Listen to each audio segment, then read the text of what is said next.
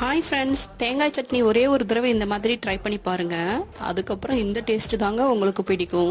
தேங்காயை சின்ன சின்ன பீசஸாக கட் பண்ணி மிக்ஸி ஜாரில் சேர்த்துக்கலாம். அதோட ஒரு சின்ன துண்டு இஞ்சியை சேர்த்துக்கணும்.